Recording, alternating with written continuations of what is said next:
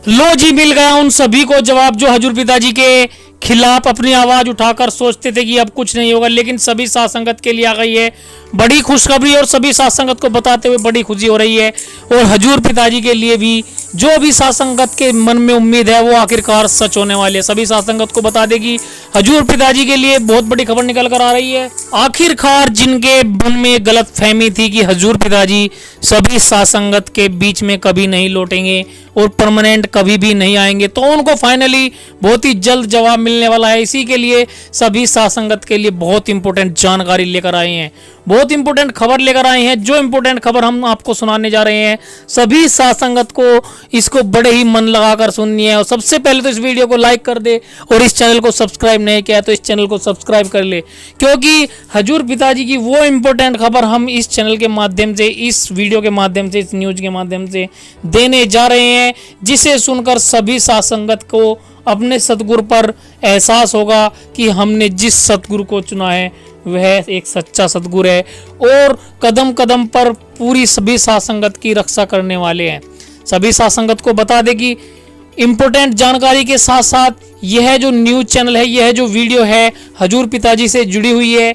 इसको सुनने से पहले सभी साथ संगत वीडियो को लाइक कर दे और ज़्यादा से ज़्यादा साथ संगत को इस वीडियो को शेयर कर दे, क्योंकि साथ संगत जी हजूर पिताजी की हर एक खबर हम टाइम टू टाइम इस चैनल पर डालते रहते हैं। तो सभी साथ संगत को इस वीडियो को ज़्यादा से ज़्यादा साथ संगत को शेयर कर देना है और जो भी इम्पोर्टेंट जानकारी हम सभी साथ संगत के लिए लेकर आते हैं इसको बड़े ही ध्यान से सुनना है। सभी साथ संगत को इस वीडियो को शेयर करने का उद्देश्य एक यह भी बन जाता है कि जिस प्रकार से हम नाम चर्चा के लिए सभी साथ संगत को बुलाने के लिए घर घर पर जाते हैं, उसमें हजूर पिताजी कुछ ना कुछ सेवा, हजूर पिताजी सभी साथ संगत के लिए कुछ ना कुछ वचन जरूर किए होते हैं। और जब घर से हम सत्संग के लिए चलते हैं तो वहीं से हमें सत्संग का फल मिलना शुरू हो जाता है। उसी प्रकार से अगर आप बैठे बैठे इस वीडियो को ज़्यादा से ज़्यादा साथ संगत को शेयर भी कर देते हैं तो इसमें भी आपका ही कुछ ना कुछ फायदा है और हजूर पिताजी कुछ ना कुछ आपके झोली में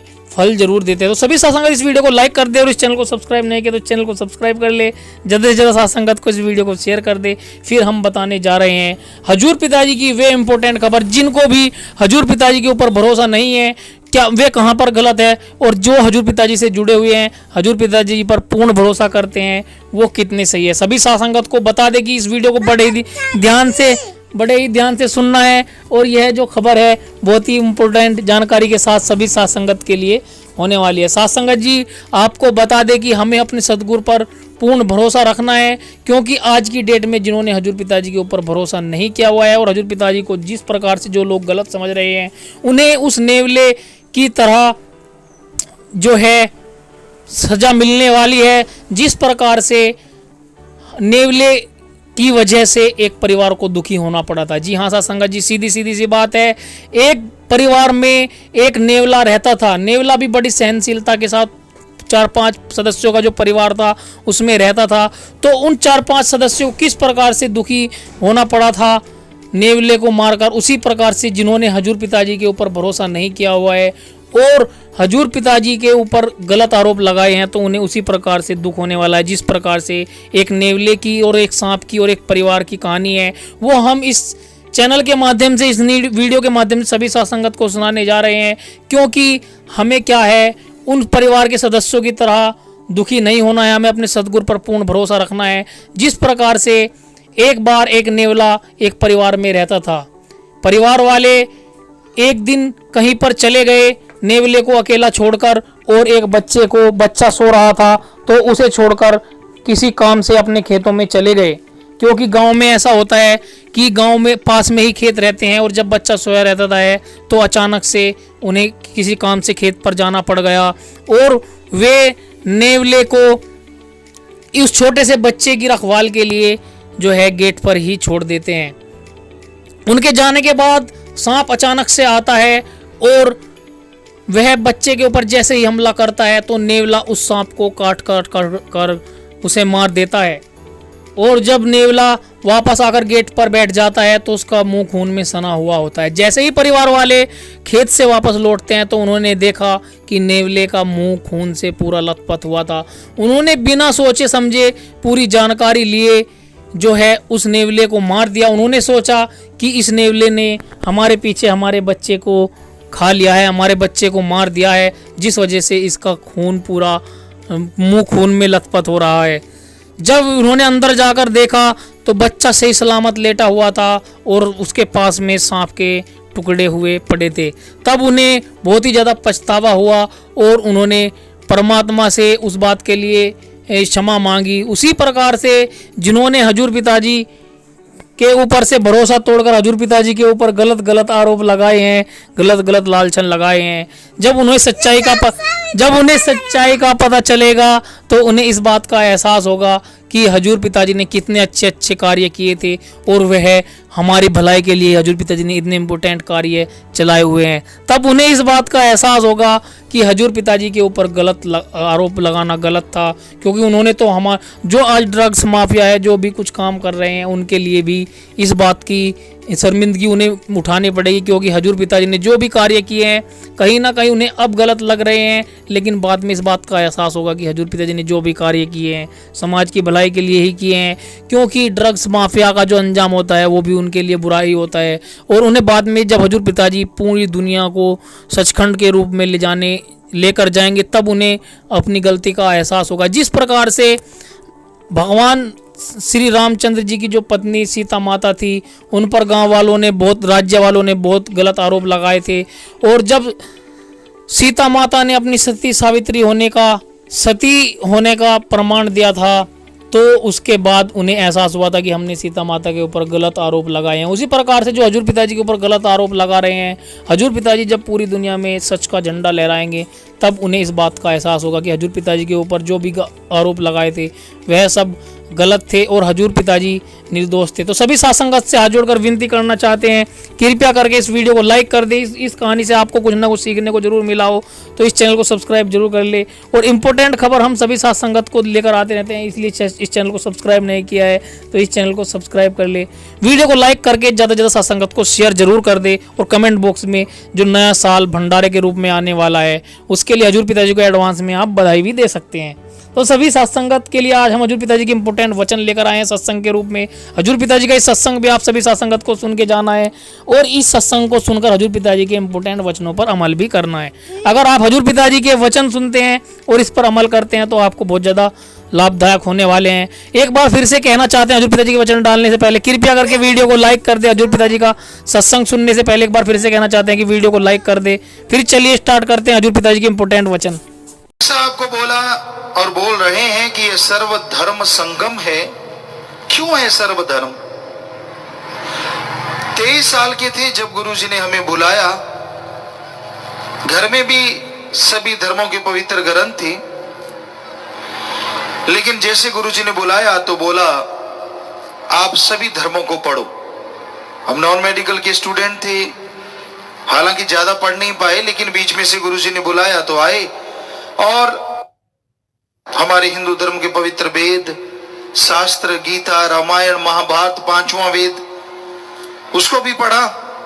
सिख धर्म की पवित्र गुरबाणी, इस्लाम धर्म की पवित्र कुरान शरीफ, कुरान मजीद, और ईसाई धर्म की पवित्र बाइबल, शेख फरीद, नामदेव, कबीर जी, धन्ना भगत, रविदास, बौद्धिस्ट, जैनिस्ट धर्मों के पवित्र ग्रंथ जो भी आते गए पढ़ते गए और पढ़ते जा रहे हैं। सदगुरु जी ने वचन किए तो हमने जो निचोड़ निकाला, एक ओपन माइंड से, नैरो माइंडेड हो जाता है कोई, वो बात अलग है, लेकिन धर्मों में तो लिखा है कि आप ओपन माइंड ही रहिए। तो उसमें जो निचोड़ निकला वो यही है कि सारे धर्म 99.9% एक ही बात कहते हैं। एक आध बात हो सकता है किसी में इधर उधर हो, वरना सारे एक ही बात कहते हैं। धर्म शब्द का मतलब धारण कर लो, ग्रहण कर लो, जोड़ो तोड़ो नहीं। हर धर्म में एक ही बात है। धर्मों में सभी धर्मों का सत्कार है। कहीं धर्मों में बुराई करने का, निंदा करने का, चुगली करने का, किसी को गलत कहने का कोई अधिकार नहीं है, क्योंकि धर्म कहते हैं आप किसी को बुरा कहने जा रहे हो, पहले खुद के गिरेबान में देखो, क्या आपने खुद बुराइयां नहीं की? आप अपनी निगाह से, अपने ख्यालों से, अपने कर्मों से विचारों से क्या बुरे कर्म नहीं करते? अगर आप खुद बुराइयां करते हैं तो दूसरे को बुरा कहने के अधिकारी बिल्कुल नहीं है। पहले अपने अंदर की बुराइयां साफ करो। घर का हुजरा साफ कर जाना के आने के लिए। घर यानी शरीर से बुराइयां हटा दे, बुरे पाप कर्म हटा दे, ताकि वो मालिक परमात्मा ईश्वर अल्लाह राम तेरे अंदर से प्रकट हो जाए। नाम किसे कहते हैं? जैसे किसी को भी भाई नेम बुलाओ तो वो बोलेगा। यहां जितने आप लोग आए हैं, आपको इंसान इंसान आदमी आदमी कहते रहें तो कोई नहीं बोलेगा, लेकिन आपका नाम लेके अगर आपको बुलाया जाए तो आप तुरंत खड़े हो जाएंगे। चाहे उस नाम के कुछ और लोग भी हों तो वो खड़े होंगे कि मुझे बुलाया है। तो भाई इसी तरह उस सुप्रीम पावर जिसे हिंदू धर्म में ओंकार, वो ओंकार जिसने ब्रह्मा विष्णु शिव महादेव को बनाया, सारी सृष्टि को बनाया, वो परमात्मा अव्वल अल्लाह नूर उपाया। अव्वल यानी सबसे पहले अल्लाह वाहिगुरु गॉड। गुरु जी लिख रहे हैं ये बात, ध्यान से सुनिए। उन्होंने सभी धर्मों का सत्कार ही नहीं किया, बल्कि सभी धर्मों की पवित्र वाणी को अपनी वाणी में दर्ज किया। अव्वल अल्लाह नूर उपाया। यहां अल्लाह की जगह वाहिगुरु नहीं लिखा। ध्यान देने वाली बात है। क्या सोच होती है जो मालिक के अवतार होते हैं, गुरु होते हैं, संत होते हैं, कि सबसे पहले मालिक ने अपने आप को नूरे जलाल रोशनी के रूप में पैदा किया। वही यहां पे ओंकार कह रहे हैं, और यही बात इस्लाम धर्म में आती, अल्लाह का नूरे जलाल। और यही बात इंग्लिश फकीर कहते हैं supreme power, the gods voice and light, या लाइट एंड साउंड। बोली अलग है, मतलब एक ही है। तो वो सुप्रीम पावर जिसने सबसे पहले अपने आप को रोशनी और आवाज के रूप में प्रकट किया, उसी का नाम, उसी का नेम, यहां पे नाम गुरु मंत्र, कलमा या मेथड ऑफ मेडिटेशन के रूप में बोला जाएगा। तो वो मालिक, वो परमात्मा को मिलने का अवसर है, सुअवसर, मौका है। 84 लाख जोनियां बताई हैं हमारे धर्मों में। उन सब जोनियों में सर्वश्रेष्ठ जोनी मनुष्य की है। हालांकि मनुष्य कर्म ऐसे कोई नहीं कर रहा जो अलग से हो, बिल्कुल वैसे ही कर्म करता है जैसे बाकी पशु परिंदे करते हैं। पशुओं को देख लीजिए, खाते हैं, पीते हैं, बाल बच्चे पैदा होते हैं, जगह रहने की बनाते, घोंसला वगैरह पक्षी बनाते हैं। तो इस तरह आदमी भी वैसे ही करता है, बल्कि पशुओं के जीते जी मलमूत्र, खाद, गोबर के काम आता है। गोबर जो है, मलमूत्र, वो खाद के काम आता है। और मरणोपरांत हड्डियां, चमड़ा सब काम में ले लिया जाता है। जबकि आदमी का मलमूत्र संभालने में सारी सरकारें लगी हुई हैं। कैसे संभालें, इतनी गंदगी है। और मरणोपरांत हड्डियों तक पे टैक्स लग जाता है। कहीं भी संभालनी पड़े, वहां झगड़ा हो जाता। वो कहता है ये मेरा आदमी, वो कहता मेरा। समझदार को इशारा काफी है। तो इस लिहाज से देखें तो पशु बेहतर है। पर कई सज्जन कहते हैं इंसान तो बुद्धिजीवी है, इंसान विज्ञान में तरक्की कर रहा है, सुख सुविधा के साधन बन गए, जानवरों ने ऐसा क्या किया है? वाकई जानवरों में विज्ञान के प्रति कोई रुचि नहीं, ना वो जानते हैं। इंसान ने विज्ञान में बहुत अच्छा किया है, लेकिन बुरा भी कोई कम नहीं किया है। आज अगर सारी दुनिया ये कहीं बारूद के ढेर पे बैठी है तो गलत नहीं है। एटम, हाइड्रोजन, परमाणु, अणु, पता नहीं क्या क्या विनाशकारी ताकतें बनती जा रही हैं। तो ये भी इंसान की बनाई हुई है। पशु से किसी को इतना डर नहीं जितना आज इंसान को इंसान से है। तो भाई इंसान को फिर सर्वश्रेष्ठ, सरदार जून, अति उत्तम, सर्वोत्तम, खुद मुख्तियार जून धर्मों में क्यों लिखे हैं ये नाम? इसकी वजह है इंसान परमात्मा का, ईश्वर का नाम लेके ईश्वर को इस मृत्यु लोक में देख सकता है, आवागमन से अपने आप को आजाद कर सकता है और परमानंद अमृत आबो हयात को चख सकता है, जबकि बाकी जोनियां ऐसा नहीं कर सकती। इसलिए मनुष्य को सर्वश्रेष्ठ बताया। अब मनुष्य का मन जालिम, बड़ा ही जालिम है। आदमी को चैन नहीं लेने देता, बेचैन रखता है। बाहर से जो आपको शांत नजर आते हैं, अंदर पता नहीं कैसे कैसे तूफान चल रहे हैं। इन तूफानों के लगाम तभी डलेगा अगर राम के नाम का जाप होगा। कोई दवाई नहीं है, कोई पानी नहीं है, कोई ऐसी चीज नहीं है जिसको खाने से अंदर की बेचैनियां दूर हो जाए। अंदर की बेचैनियां तो राम का नाम, अल्लाह वाहिगुरु की भक्ति, इबादत से दूर होंगी। आप कितने भी बेचैन हैं, कितने भी परेशान हैं, उसका एकमात्र उपाय सुमरन, भक्ति, इबादत।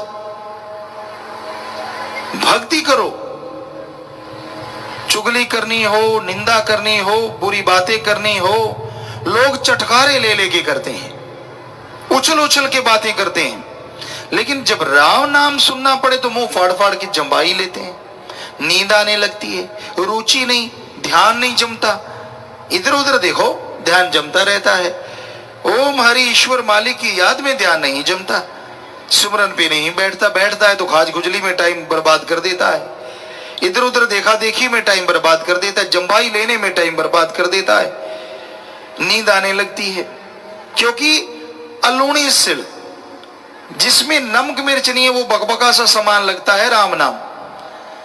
गप मारने हो, झूठ बोलने हो, सुनने हो, चुगली निंदा, क्योंकि उसमें सारा मिर्च मसाला ही होता है, वो बड़ा अच्छा लगता है। आदमी बड़ा ध्यान से सुनता है। सवाल है जंबाई आ जाए, सवाल है खाज खुजली हो जाए, पूरी एकाग्रता से सुनता है, यानी एक शब्द भी कान में ना पड़ा तो बर्बाद हो जाएंगे। जबकि होता उल्टा, जितने शब्द कान में पड़ रहे हैं वो बर्बाद कर रहे हैं, चुगली निंदा बुराई के। और राम, अल्लाह वाहिगुरु ईश्वर के जितने शब्द कान में पड़ जाएं, उसका भला ही भला है। आपका ही नहीं, परिवार का ही नहीं, कुलों का भी उद्धार हो सकता है। संसार के जीव, दुनिया के जीव इसलिए दौड़ रहे हैं कि उन्हें आत्मिक शांति मिले। बहुत सारे विदेशी मिलते हैं, दुनिया के लोग मिलते हैं, बातें होती हैं, वो कहते हैं गुरुजी हमें तो अंदर की शांति चाहिए, आत्मिक शांति चाहिए, परमानंद चाहिए। कैसे मिलेगा? लज्जत कैसे आएगी? अंदर की खुशियां कैसे मिलेंगी?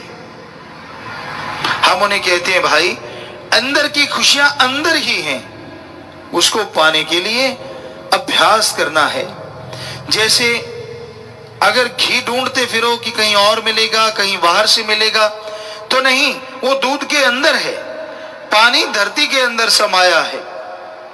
जैसे सरसों तिलों के दानों में तेल समाया है, उसी तरह राम, अल्लाह वाहिगुरु गॉड, खुदा रब सबके अंदर समाया हुआ है। और उसी से परमानंद है, उसी से परम शांति मिलती है। लोग सोचते हैं पैसे से मिलेगा, लोग सोचते हैं इज्जत शोहरत से मिलेगा, मैं बड़ा आदमी बन जाऊं तो परमानंद मिलेगा। नहीं, ऐसा नहीं है। आत्मिक शांति को पैसे से या बड़ा बन जाने से कुछ लेना देना नहीं है।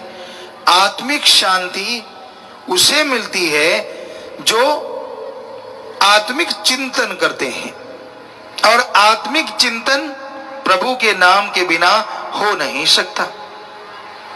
अब तो साइंस भी ये मान गई है, विज्ञान ने भी ये मान लिया है कि अगर आप आत्मिक शांति चाहते हैं, परमानंद चाहते हैं, तो आप अपने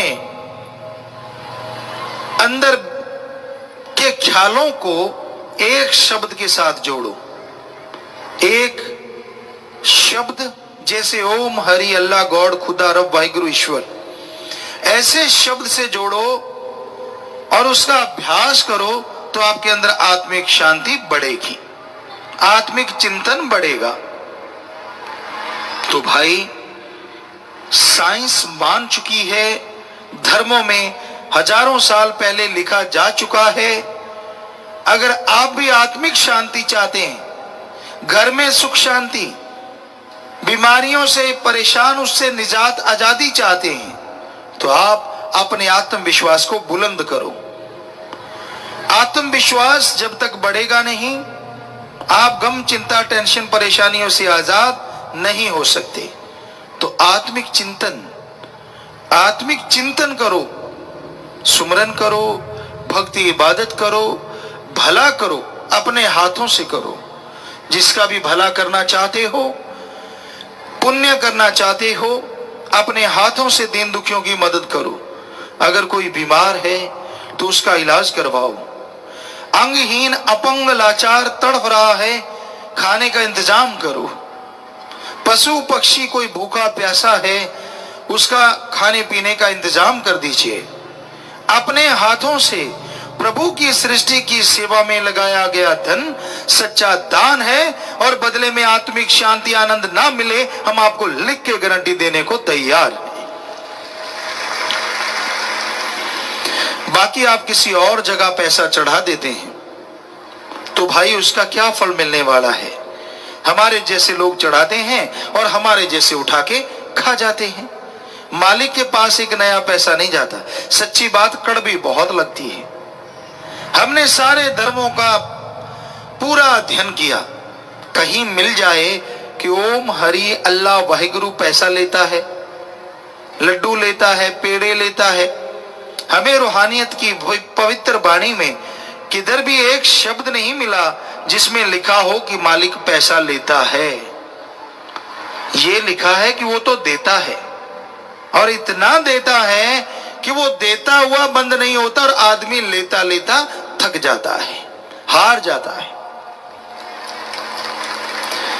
हिंदू धर्म में लिखा है प्रभु से प्रभु को मांगो, उसकी सृष्टि का भला मांगो। वो दया का सागर, वो कृपा निधान, इतनी कृपा, इतनी दया रहमत बरसाएगा कि आप लेते लेते उब जाएंगे, लेकिन वो देते हुए रुकेगा नहीं। यही सिख धर्म में लिखा है, जो मांगे ठाकुर अपने से, सोई सोई देव है। इस्लाम धर्म में भी यही लिखा है, अल्लाह रहमो करम का मालिक है। वो रहमो करम मूसलाधार बरसाता है। आदमी के दामन छोटे पड़ जाते हैं, पर उसका रहमो करम मूसलाधार बरसता चला जाता है। ईसाई धर्म में भी लिखा है, गॉड देता है, लेता नहीं। तो भाई वो मालिक तो सबको देने वाला है, वो दया का सागर है, रहमत का दाता है। अगर वास्तव में हम उसे पाना चाहते हैं तो उसकी भक्ति भावना से करो, तड़प से करो, व्याकुलता से करो। दिखावा या पाखंड या ढोंग से उसको पाया नहीं जा सकता। शुद्ध भावना हो, तड़प के आप उस मालिक को बुलाएं, मालिक की भक्ति करें, इबादत करें। जैसे आप अपने एक बेटे के लिए तड़पते हैं, आपके औलाद नहीं औलाद के लिए तड़पते हैं, घर में रोटी नहीं रोटी के लिए तड़पते हैं, ऐसी व्याकुलता अल्लाह वाहिगुरु राम के लिए बना लो। ये हो नहीं सकता कि मालिक आपको ना मिले। लेकिन इस कलयुग में श्रद्धा का दूसरा नाम पैसा है। हमने सभी धार्मिक जगहों पे जा जाके देखा, पता क्या कहते हैं, तेरी जो श्रद्धा है चढ़ा दे। श्रद्धा तो चढ़ाई नहीं जा सकती, वो तो जाहिर की जा सकती है। भावना कोई चढ़ाने की चीज थोड़ा ही ना है, वो तो अंदर प्रकट होती है। आदमी उससे व्याकुल होता है, तड़पता है, आंखों से बैराग्य की झड़ी लगती है कि ये मेरे मालिक तुझे मुझे दर्शन दे, तू मुझे दीदार दे। लेकिन बाद में पता चलता, हर कोई कहता श्रद्धा है चढ़ा दे, मतलब जितने पैसे देना चाहता दे दे। पैसों को ही श्रद्धा समझ लिया है इस कलयुग में इंसान ने। ना भाई ना, भगवान किसी के पैसे का भूखा नहीं है। सोचने वाली बात है, जो भगवान मनुष्य शरीर को बना सकता है, क्या वो मनुष्य द्वारा बनाए कागज के टुकड़े रुपए को नहीं बना सकता? सोचिए, विचार कीजिए।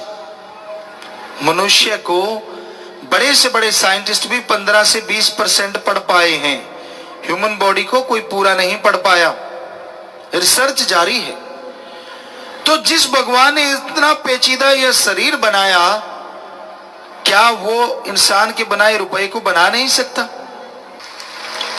लेकिन आज आदमी के पास सब कुछ होते हुए भी और पाने की चाह ने आदमी को बर्बाद कर रखा है। सब कुछ होता है, सब कुछ मिलता है, लेकिन और पाने की चाह बर्बाद कर देती है। मुझे और मिले, मुझे ये नहीं, मुझे वो मिले, मुझे फला मिले, मुझे ये क्यों नहीं। यानी हर चीज कहता है पूरा ब्रह्मांड मेरी मुट्ठी में हो। असंभव, ऐसा हो नहीं सकता, और आदमी शांत हो नहीं सकता। हमने देखा है भगवान मिल जाए, उसके नूरी स्वरूप के दर्शन हो जाएं, तो चाहे आदमी चुप हो जाए। अदरवाइज कितने चमत्कार देख ले, कितने नजारे देख ले, कितने लोगों के चमत्कार सुन ले, आदमी का मन तब तक नहीं मानता जब तक खुद को नूरानी स्वरूप के दर्शन नहीं होते। और दर्शन जंभाई लेने से तो होते नहीं, खाज खुजली करने से तो होते नहीं। बैठे बैठे हम देख रहे हैं कई सत्संगी भाई मुंह खोल खोल जंभाई ले रहे हैं। देखो है ना हैरानी की बात, हम इधर से सुना रहे हैं, वो अपने काम पे लगे हुए दाड़ दाड़, कोई फर्क ही नहीं पड़ता सुनाने का। ऐसा लग रहा है किसी पड़ोसी को सुना रहे हो जंभाई लेके, बल्कि देखते भी हैं। अच्छा मुझे कह रहे थे क्या गुरु जी आ रही है, मैं क्या करूं। तो हम ये नहीं कहते कि आप ना लें, आती है तो लेते रहें, हमारा उसमें क्या है भाई। लेकिन हमारा कहने का मतलब कभी चुगली निंदा करते हो, कभी फिल्म देखते हो, गीत गात गाते हो, फिर कभी आती है? नहीं आती। हमने तो देखा नहीं लोगों को चुगली निंदा करते, सुना है इतने जबरदस्त तरीके से करते, उनको फुर्सत ही नहीं होती कि जमाई आए। तो भाई राम का नाम सुनने आए हो, ध्यान से सुनो, मालिक की भक्ति इबादत के बारे में सुनो, ताकि तमाम खुशियां आपकी झोली में आ जाएं, आप मालिक की दया में रहमत से माला माल हो जाएं। ऐसा कुछ कीजिए, ये संभव है अगर अमल करो। आपकी सेवा में अर्ज करते जाएंगे जो अनुभव है, जो संत पीर फकीरों के वचन है। लेकिन फायदा तो तभी है ना जब मानोगे। आपके सामने टॉनिक रख दें, बादाम घी दूध मक्खन सब कुछ रख दें, जब तक खाओगे नहीं ताकत नहीं आएगी। सिर्फ उसको धोख मारते रहो, माथा टेकते रहो, क्या आपके अंदर शक्ति आएगी? कभी नहीं आती। तो इसी तरह राम का नाम अल्लाह वाहिगुरु ईश्वर का नाम है, आप ले लेते हैं, और जब तक उसका जाप नहीं करेंगे आनंद परमानंद कहां से मिलेगा, आत्मिक संतुष्टि कहां से आएगी। इसलिए नाम को लो और उसका जाप करो, अभ्यास करो। आप कहते हैं हाँ जी मैं तो नाम लेके अभ्यास करता हूं, मुझे तो 2 महीने हो गए, 10 साल हो गए। नहीं नहीं, आप रोज अगर आधा घंटा जाप करते हैं तो सोचिए, दिन में 1 घंटा जाप किया, और दिन होता है 12 घंटे का, कितने दिनों में 1 दिन बनेगा यार, अंदाजा लगाइए। और आप ऐसे कह देते मैंने तो 1 दिन सुमन किया। 1 दिन नहीं, सीधा कहो 15 मिनट किया, आधा घंटा किया, दिन ऐसे जोड़ देते हो, गप मारते रहते हो। दिन करने में बहुत टाइम लगता है, कई तो 1 दिन के लिए महीना भी लगा देते होंगे, कई 2 महीनों तक पहुंच जाते होंगे। तो आप टाइम देखो, ये ना कहो इतने दिन हो गए, कितना टाइम हुआ है आपको सुमन करते हुए, भक्ति इबादत करते हुए।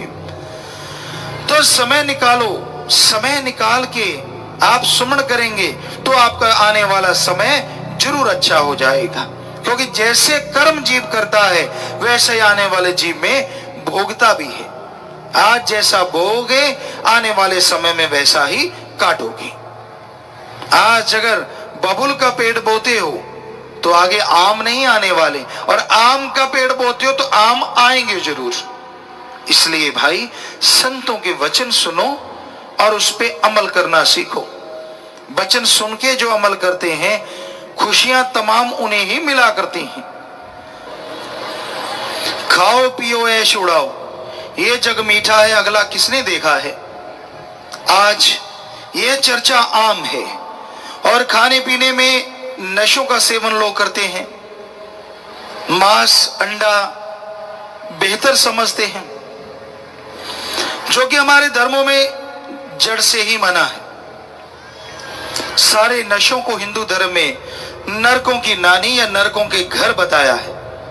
सिख धर्म में टोस्त पंग अफीम मद नशा उतर जाए प्रभात, नाम खुमारी नानका चढ़ी रहे दिन रात।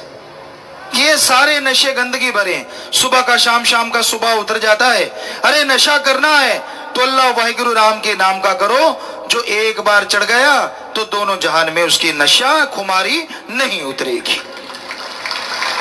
इस्लाम धर्म में भी लिखा है कि जो नशे हैं ये तो शैतान का घर है, तो नशे नहीं करने चाहिए, बर्बादी का घर है ये सब। तंबाकू का नशा इतना भयानक है कि इससे मरने वालों की संख्या अपने देश में, आपको बताते हैं आंकड़े हैं, अपने देश में जो लिखा हुआ है कि 20 वर्ष से कम आयु में तंबाकू सेवन करने वालों की उम्र, टाइम पीरियड जो है वो 20 साल लगभग कम हो जाता है। और हमारे देश में जो बताया कि 5.5 सेकंड में एक मौत हो जाती है। आप इसका हिसाब लगाइए, प्रति 5.5 सेकंड में ये दुनिया में है एक मौत हो जाती है, जबकि भारत में 1 मिनट में 2 मौत हो जाती है। इतना बुरा हाल है इन तंबाकू से बनने वाले नशों का। इसमें बहुत सारे ड्रग्स बनते हैं, हेरोइन, स्मैक, भांग, कई चीजें हैं, अफीम है, दवाइयों में भी डलती है, लेकिन लोग उसको भी नशे के रूप में इस्तेमाल में लाते हैं। तो ये बड़े ही गंदे नशे हैं और इनसे जो बीमारियां होती हैं तंबाकू के सेवन से, और इससे जो नशे बनते हैं जैसे मार्फिन है, हेरोइन है, अफीम है, तंबाकू है, तो ये आप गिन लीजिए कितने, होठ का कैंसर, जीभा का कैंसर, गाल का कैंसर, भोजन नली का कैंसर, गले का कैंसर, पेट का कैंसर, बच्चेदानी का कैंसर, पैनक्रियाज कैंसर, बड़ी आंत का कैंसर, मूत्र थैली का कैंसर, तेजाब, अल्सर, मुंह का छोटा होना, मुंह की सूजन, दिल का दौरा पड़ना, पैरों का गलना, लकवा होना, ब्लड प्रेशर होना, खून की नाड़ियों में रुकावट, फेफड़ों का कैंसर, श्वास के रोग, टीबी ज्यादा होना, बुढ़ापा जल्दी आना, दांतों का गलना, सेक्सुअल कमजोरी, इर्द गिर्द वाले रोगों में श्वास का रोग, दमा, मुंह पर झुर्रियां पड़ना, शुक्राणुओं की गिनती कम होना, शरीर में डीएनए का नष्ट होना जिसके कारण गर्भपात होना। तो ये इतनी बीमारियां सिर्फ तंबाकू और तंबाकू से बनने वाले नशों के सेवन से। इन सत्संग वही होता है, यहां आने से इंसान को सोची आए, समझ आए, यहां आने से उसका जमीर जाग जाए, यहां आने से उसे सच का पता चले। रजो तमो सतो ये गुण है, सच और झूठ गुणों में आ जाता है, लेकिन यहां जिस सच की बात कर रहे हैं वो सच ओम हरि अल्लाह वाहिगुरु गॉड है। वो एक ऐसा सच जो जान ले, जो उसे मान ले, उसके जन्मों जन्मों के पाप कट जाते हैं, उसकी आत्मा पाक पवित्र हो जाती है और वो मालिक की दया में रहमत के लायक बनते चले जाते हैं। तो सच भगवान है, अल्लाह वाहिगुरु राम है, और उस सच से जुड़ना सिर्फ इंसान की फितरत में लिखा है। इंसान ही एक ऐसा शरीर है जिसमें प्रभु का आना पॉसिबल है, संभव है। जो प्रभु का नाम जपे, भगवान का नाम जपे, तो वो कण कण में, जर्रे जर्रे में नजर आते हैं। इंसान की पाप कर्म कट जाते हैं, जन्मों जन्मों की मैल धुल जाती है और वो इस काबिल बन जाता है कि उसके दिलो दिमाग में मालिक की दया में रहमत के नजारे मिलने शुरू हो जाते हैं। कितना भी इंसान ज्ञानवान बन जाए, कितना भी छोटा या बड़ा बन जाए, जब तक वो खुद पवित्र नहीं होता वो खोखला है। ज्ञान अच्छा है पर उस पर चला जाए तभी ज्ञान का मूल्य पड़ता है। हम ये नहीं कहते कि ज्ञान रखना कोई गलत, जितना ज्यादा ज्ञान हो उतना ही अच्छा, पर जितना ज्यादा उस ज्ञान के ऊपर चला जाए वो सबसे अच्छा। कर्म जोगी और ज्ञान जोगी जब तक इंसान नहीं बनता वो खोखला रहता है। सिर्फ कर्म करना जानते हो, किसी पशु की गर्दन मरोड़ दी, किसी पक्षी को मार दिया, ये भी कर्म है। लेकिन ज्ञान नहीं है तो ये पाप कर्म हो गए। किसी के हाथ से निवाड़ा छीन लिया, किसी को तड़पाया, किसी को दुखी किया, हर टाइम किसी को तंग करते रहे, ये भी कर्म है, लेकिन ये पाप कर्म है। इसलिए कर्म योगी के साथ साथ ज्ञान योगी होना अति आवश्यक है। जब तक इंसान ज्ञान योगी नहीं बनता तब तक मालिक की कृपा पात्र नहीं बना जा सकता। तो अगर आप कर्म योगी और ज्ञान योगी बनेंगे तभी मालिक की दया में रहमत के लायक बन पाएंगे, तभी उसकी खुशियां आपको हासिल होंगी। और सत्संग एक ऐसी जगह है यहां ज्ञान योगी और कर्म योगी बनाया जाता है, सिखाया जाता है। जिस तरह स्कूल कॉलेज उनमें दुनियावी पढ़ाई करवाई जाती है, दुनियावी शिक्षा दी जाती है, यह सिखाया जाता है कि आप दुनिया में उस्ताद कैसे बन सकते हैं। यह सिखाया जाता है कि आप दुनिया में सर्वश्रेष्ठ कैसे हो सकते हैं। उसी तरह सत्संग में इंसानियत का पाठ पढ़ाया जाता है, प्रभु से मिलने का सच्चा राह दिखाया जाता है। आप सोचते होंगे सभी रास्ते जो धर्मों में हैं वो प्रभु से ही मिलाते हैं, कोई शक नहीं, सच। पर क्या आप जानते हैं इस कलयुग में राम नाम बिजनेस बन गया है। हम नॉन मेडिकल के स्टूडेंट रहे, जितना पढ़े कम पढ़ पाए, लेकिन जितना पढ़े साइंस में बहुत रुचि थी। नॉन मेडिकल के स्टूडेंट थे, गुरु जी ने बुलाया, उनकी रजा, उनका रहमत। घर में भी धर्म थे, पवित्र गीता, श्री गुरु नानक देव जी की जन्म साखी, सुंदर गुटका और भी शायद रामायण, ये ग्रंथ घर में थे, पढ़ा करते थे। गुरु जी ने बोला कि सभी धर्मों को पढ़ो, और हमने उसी वैज्ञानिक दृष्टिकोण से सभी धर्मों को पढ़ा। सभी धर्मों में ये तो लिखा है ओम हरि अल्लाह वाहिगुरु गॉड देता है, पर यह नहीं लिखा कि वो लेता है।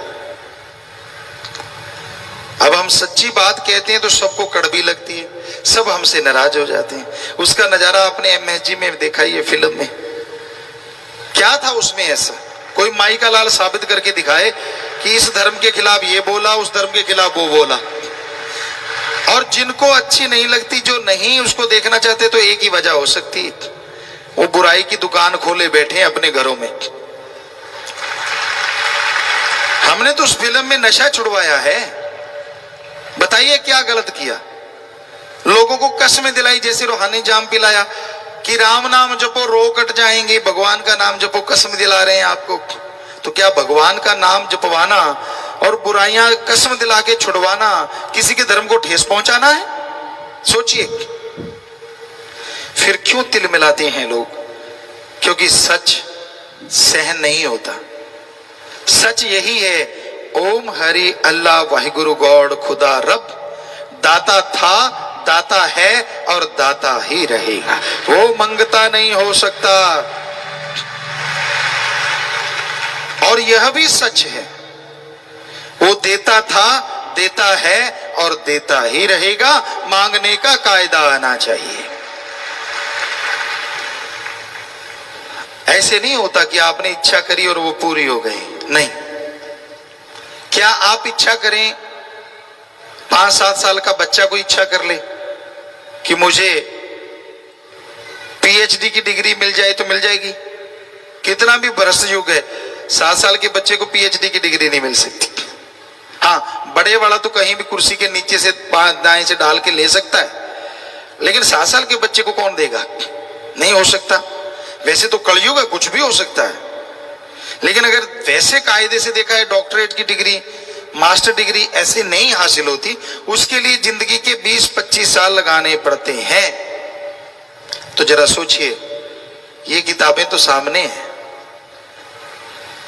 वो अल्लाह, वो वाहिगुरु, वो राम, वो गॉड जो दिखता नहीं, क्या उसके लिए 16 साल नहीं, 20 साल नहीं, 5 साल नहीं, क्या 2-4 महीने लगातार नहीं लगाने चाहिए उसका रिसर्च करने के लिए? लगाने चाहिए। अगर कोई लगा दे तो यकीनन मालिक के नजारे मिलेंगे और उसका रास्ता 100% नजर आएगा। पर 2 महीने होते हैं। आप घंटा सुबह घंटा शाम भक्ति करी और पूछते हैं भक्ति करी, कहते हाँ आज एक दिन भक्ति करी। एक दिन थोड़े ही ना, 2 घंटे। घंटा सुबह शाम अगर 2 महीने करोगे तो हमारे ख्याल से 5 दिन और रात बनेंगे। 2 महीने तो बहुत दूर जाके बनेंगे। कैलकुलेट करो, टाइम है। तो ये जरूरी है कि आप सही समय के अनुसार भक्ति करें, फिर उसके नजारे ना मिले तो कहें कि हमारे धर्म झूठे। धर्म नहीं कहते कि पैसा देने से भगवान दिख जाएंगे। धर्म नहीं कहते कि कपड़ा चढ़ाने से भगवान दिखेंगे। धर्म नहीं कहते कि धूप में तड़फने से, पाखंडवाद करने से भगवान दिखेंगे। सवाल ही पैदा नहीं होता। धर्म हमारे सारे कहते हैं भगवान का गुरु मंत्र, कलमा, मेथड ऑफ मेडिटेशन, वो एक तरीका है। बाय नेम उस गॉड को पुकारो तो वो गॉड जरूर मिलेगा, जरूर आएगा। एक छोटा सा बच्चा, हम सब आए हैं इस उम्र से गुजर के, जब उसे भूख लगती है, हमारी संस्कृति की बात करते हैं, अभी भी मरी नहीं है, जैसे उसे भूख लगती है वो रोता है तो मां कैसे दौड़ी चली आती है। क्यों? बच्चा रोया है, या तो भूख लगी है, या उसका कुछ दुख रहा है, तकलीफ है, बाथरूम ना कर दिया हो, गिल्ला ना हो गया हो, मां आती है ना दौड़ के। अब जरा सोचिए, थोड़ा सा रोने से एक मां दौड़ के चली आती है, तो जिस भगवान ने मां को बनाया है, अगर कोई भगवान के लिए रोएगा तो क्या भगवान दौड़ा चला नहीं आएगा? सोचिए। पर उसके लिए तो कोई रोता ही नहीं। उसके दर पे तब सिर झुकाता है जब 10 लाख का करोड़ मांगता है। उसके आगे दर पे तब सर झुकाता है जब पेपरों का टाइम आता है। भगवान रात को पेपर दिखा जाना, सुबह करके आऊंगा, तेरा क्या जाता है, मेरी मेरिट आ जाएगी। उसको तब याद किया जाता है जब बच्चा बीमार हो जाए और डॉक्टर कह दें ये लाइलाज है। उसको तो तब याद करते हैं जब किसी मुसीबत में घिर जाओ। उसको तब याद किया जाता है जब मौत सामने नजर आए। काश सुख के दिनों में उसे याद करो तो दुख कभी आए ना। दुख में सुमरन सब करे, अरे सुख में करे ना कोई। और जो सुख में सुमरन करे तो दुख काहे को होए। और ये 100% सच है। आपका जाता क्या है? आधुनिक युग में आप प्रवेश कर चुके हैं, बड़े आधुनिक हैं आप, मानी बात। क्या आपने खाने की जगह कुछ सोना खाने लगे हो, रोटी छोड़ दी हो? क्या पता नए युग में आप डायमंड खा के गुजारा कर रहे हो। ऐसा है कोई? नहीं। वही गेहूं की रोटी, वही सब्जियां, वही पनीर, वही दूध, सब कुछ वैसे का वैसा। ठीक है, आधुनिक युग है, लेकिन आवश्यक चीजें तो वैसी ही हैं। आप वही चीजें लेते हैं, वही चीजें खाते हैं, वैसा कपड़ा पहनते हैं। तो उसमें अगर एक चीज और ऐड की जाए, और वो है प्रभु का नाम, कि आप घंटा सुबह शाम 10 घंटे, 24 में से फिर भी 22 घंटे आपके, चलो घंटा छोड़िए, 15 मिनट सुबह शाम, आधा घंटा, 11.5 घंटे आपके, आधा घंटा, वो भी 15-15 मिनट सुबह, 15 मिनट शाम को प्रभु को दे देंगे। करके तो देख लो। फकीर झूठ क्यों बोलेंगे? या तो हम कहें 15 मिनट तो लगाना, पहले 100 रुपया हमें दे के जाना, फिर तो आपको लगे यार गुरुजी पैसा लेने के लिए कह रहे हैं। हम तो नहीं कह रहे ऐसा, यहां तो कोई चढ़ावा नहीं चढ़ता। क्योंकि जब भगवान नहीं लेता तो फकीर क्यों ले। हमारे भी हाथ पांव है फकीर के भी। आप खेती बाड़ी करते हैं तो हम भी खेती बाड़ी के साइंटिस्ट हैं। एक ही एकड़ में 13 अलग अलग तरह की सब्जियां पैदा की भगवान की कृपा से। रीयूज वाटर सिस्टम तक हमने शुरू किया और भी बहुत सारी चीजें कर रहे हैं समाज के भले के लिए। तो कर्म योगी बनना जरूरी है। तो मेहनत करके खाते हैं, मेहनत करके खाओ, लेकिन 15 मिनट सुबह शाम अगर प्रभु को दे दोगे तो यकीन मानो कुछ महीनों में ही आपके घर के हालात, आपके शरीर के हालात, दोनों जहान के हालात बदल जाएंगे। दिलो दिमाग में शांति आएगी, आत्म बल बढ़ जाएगा। आप में से आलिम फाजिल होंगे, बहुत पढ़े लिखे विद्वान, बताएंगे वो और वो जानते हैं अगर आत्म बल बुलंदियों पे हो हारी बाजी जीती जा सकती है। मौत जैसे भयानक कर्म से निकला जा सकता है। डॉक्टर साहब बैठे होंगे यहां बहुत बड़े बड़े, उनसे पूछ के देख लो, एक मरीज कह दे मैं तो मरूंगा, उसे आप 100% असर करने वाली दवाई का भी इंजेक्शन लगाओगे 10% काम करेगी। उसी मरीज के अंदर आत्म बल आ जाए कि मैं मरूंगा नहीं, चाहे कोई भी बीमारी है, तो 10% काम करने वाली दवा 100% काम कर जाएगी। बड़े से बड़े साइंटिस्ट से आप पूछ सकते हैं। पर ये आत्म बल प्रभु के नाम से ही बुलंदियों पे जाता है। और नाम जीभा से लेना है, काम धंधा करते रहो।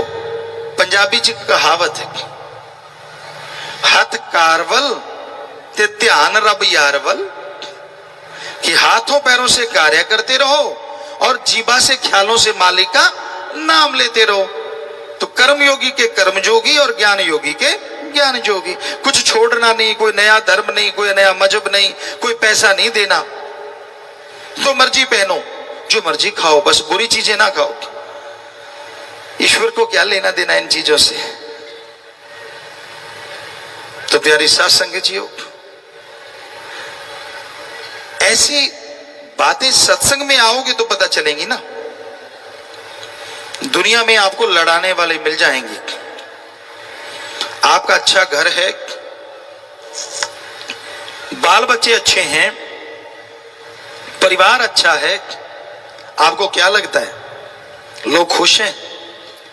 कोई कोई खुश होगा जिसके अंदर इंसानियत है।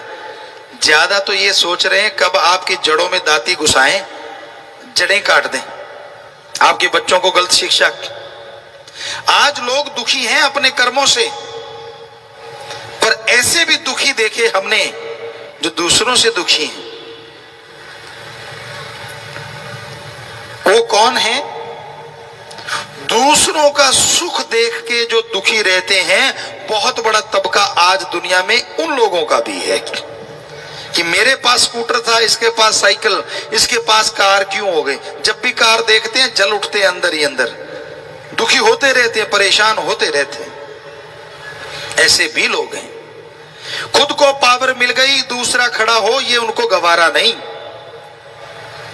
ये गांव से शुरू होता है और ऊपर तक जाता है। गांव में यार दोस्त हथकंडे अपनाते और ऊपर वाले एजेंसियां या बहुत तरह की चीजें चलाते हैं।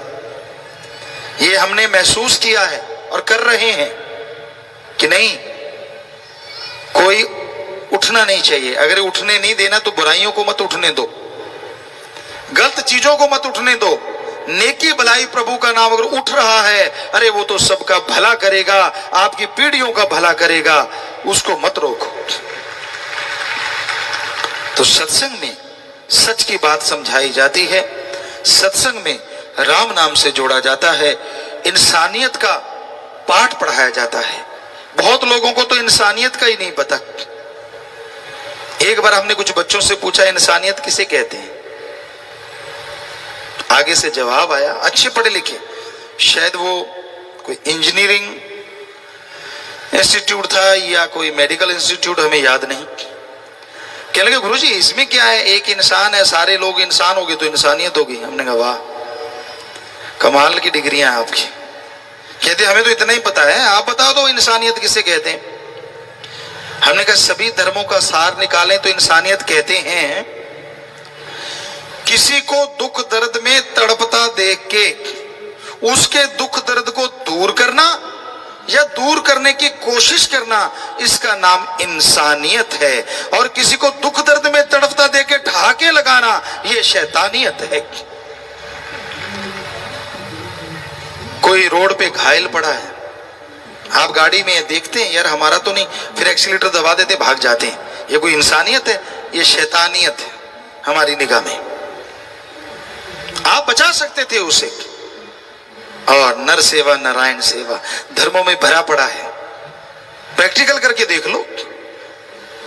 किसी बीमार का इलाज करवा दो, सच्चा दान। भूखे को खाना खिला दो, सच्चा दान। प्यासे को पानी पिला दो, सच्चा दान। खून किसी की कमी है, खून दान कर दो, सच्चा दान। सच्चा दान, शरीर दान, सच्चा दान। को रोड पार करवा दो, सच्चा दान, श्रम दान।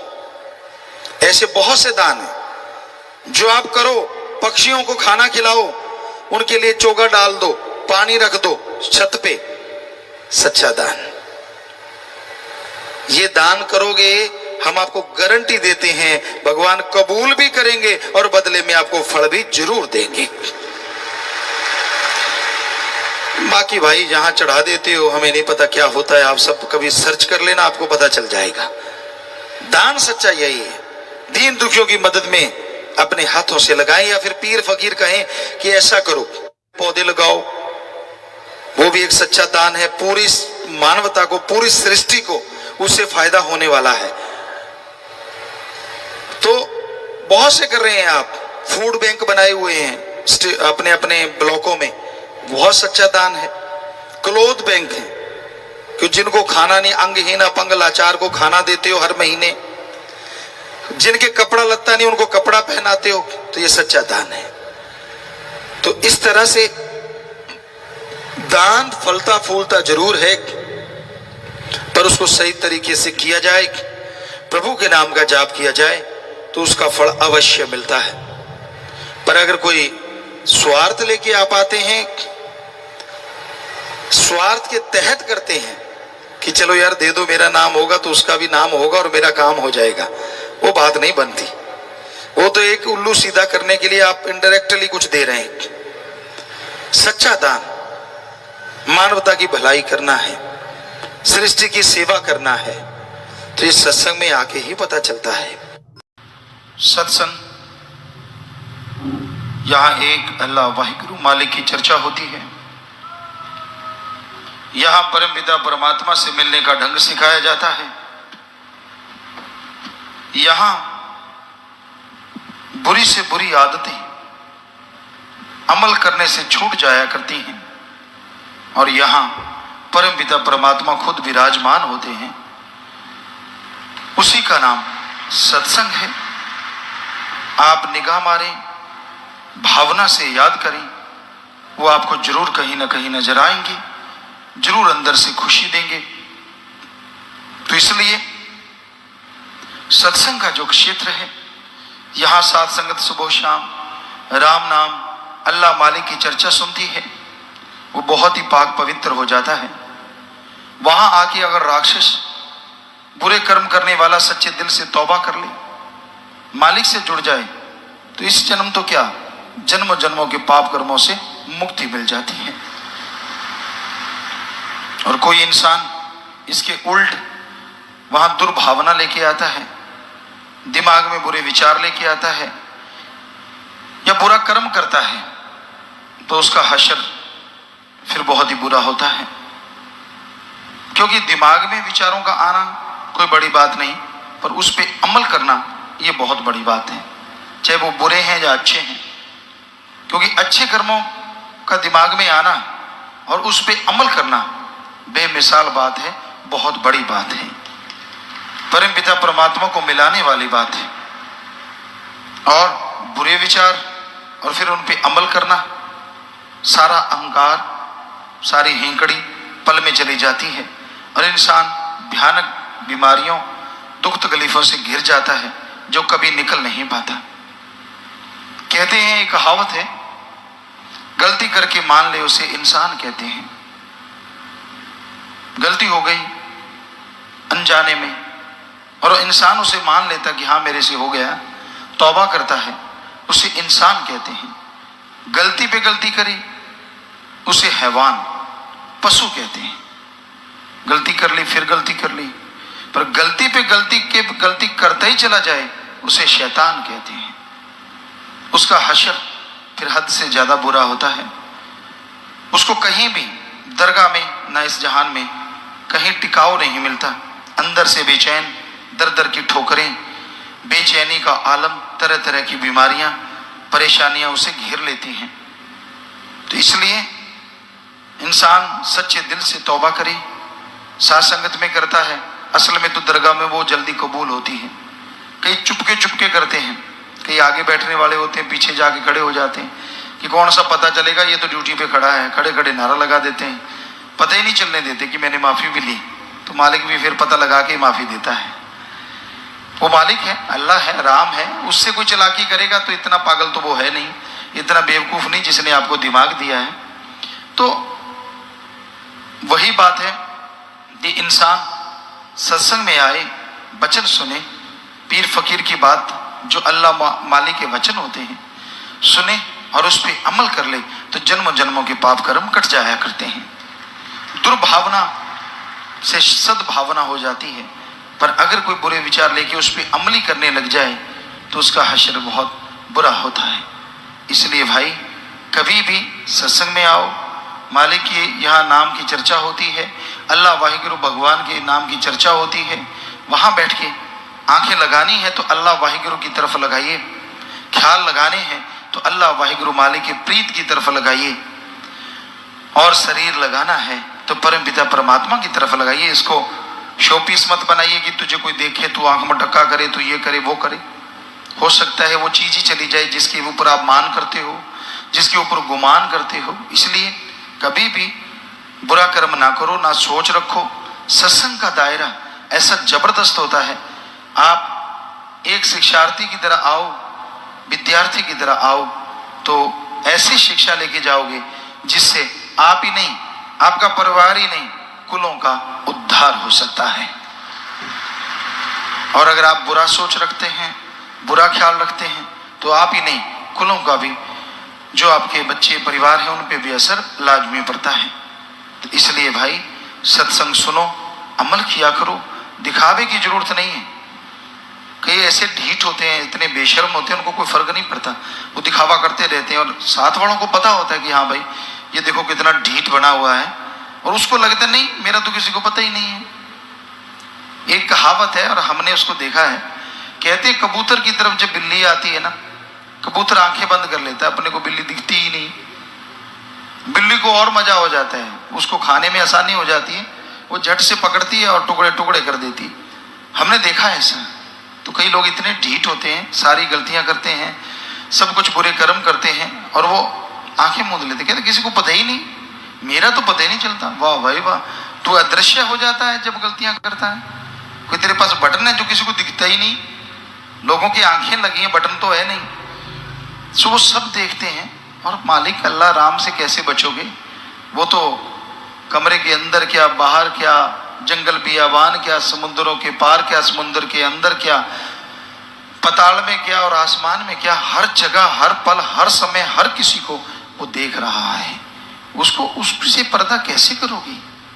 इसलिए जो नियम आपके लिए तय हैं उन पे अमल करो, क्योंकि भक्ति मार्ग एक ऐसा मार्ग है, यहाँ से अगर फिसल गए तो दोमट माटी की तरह है, चिकनी माटी, मुल्तानी माटी कह लो, कि पैर फिसल गया तो फिर फिसलता ही चला जाता है।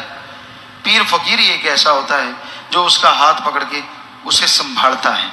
और कैसे संभालता है? उसे वचन सुनाता है। भाई सत्संग में सुना रहे हैं, मान जा, बुरे कर्म छोड़ दे, बुरे कर्म मत कर। अब अगर फिर भी वो पीर फकीरों की बातों के परगच्चे उड़ाता है तो फिर उस फिसलने वाली जगह पे ऐसा गिरता है, कोई अंग बेप्रवाह। परमपिता शास्त्रनाथ जी महाराज ने भजन में लिखा है, कोई अंग सबूता नहीं बचता जदों आप मोहारा हो जावे, फिर कुछ बचाव का लिए रहता नहीं। इसलिए वचनों पे अमल करो, वो आपके लिए हैं, आपके फायदे के लिए हैं, आपकी खुशियों के लिए हैं। और ऐसा कोई वचन नहीं होता कि जिसके लिए बहुत मुश्किल से वचन मानना पड़े। सुमरन करो, सेवा करो, सत्संग सुन के अमल करो, अपने आप वचन माने जाते हैं, अपने आप मानने को दिल करता है और बेइंतहा खुशियां आती हैं। हम आया करते सदगुरु की कृपा से, वचन माना करते और जो लज्जत आती, जो नज़ारा आता, पता ही नहीं चलता यहाँ से गाँव कब पहुँच गए और कब वहाँ से ही वापस आ जाते। इतनी मोहब्बत, इतना प्यार, इतनी लज्जत आती, यूँ लगता ही ना कि धरती पे जा रहे हैं, यूँ लगता आसमान में उड़े जा रहे हैं, ऐसी खुशी मिलती है। पर वचन मानने से क्या पता कब सोना बनना होता है और आप पित्तल बन के बैठ जाते हैं। तो भाई वचनों पे अमल किया करें, सत्संग सुना करें और उस पे चला करें, तो यकीनन आपके जन्म जन्म के पाप कर्म कटेंगे और मालिक की दया में रहमत के काबिला बनते जाएंगे। मालिक को दिखावा पसंद नहीं है, अमली जिंदगी जरूरी है। दिखावा करना, पाखंड करना, ढोंग ढगोसले करना, ये लोगों को प्रभावित करने के लिए काफ़ी है, पर अल्लाह को या उसकी किसी फकीर को ये चीज़ प्रभावित नहीं करती। वो तो हकीकी जीवन, आप अपने ज़िंदगी में अच्छे कर्म करो, भले कर्म करो, वचनों पे रहो, तो अपने आप चाहे कहीं भी हैं, मालिक आपकी संभाल करेंगे, आपको परमानंद की बख्शिश करेंगे।